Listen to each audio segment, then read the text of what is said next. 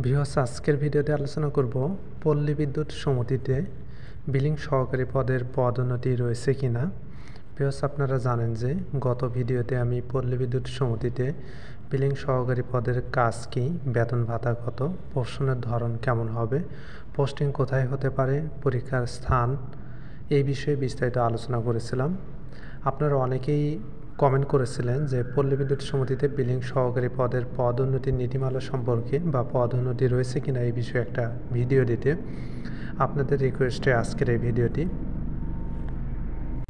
পদোন্নতি। বৃহস্পতি পল্লী বিদ্যুৎ সমিতিতে নিয়ম অনুযায়ী বিলিং সহকারী পদের পদোন্নতির নীতিমালা রয়েছে, অর্থাৎ বিলিং সহকারী পদের পদোন্নতির সিস্টেম রয়েছে।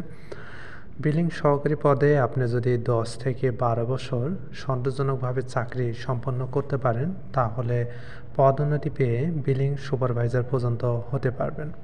এখন 10 থেকে 12 বছর শুধু চাকরি করলেই হবে না, বিলিং সহকারী পদ থেকে বিলিং সুপারভাইজার হতে হলে আপনাকে কয়েকটি বিভাগীয় প্রশিক্ষণ গ্রহণ করতে হবে এবং সেখানে ভালো মার্ক পেয়ে উত্তীর্ণ হতে হবে।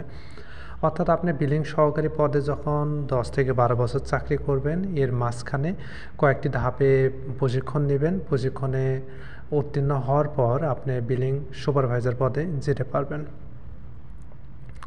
ভিউয়ার্স, এছাড়া আপনাদের আরও কিছু জানার থাকলে কমেন্ট করতে পারেন অথবা আমাকে ফেসবুকে মেসেজ করতে পারেন।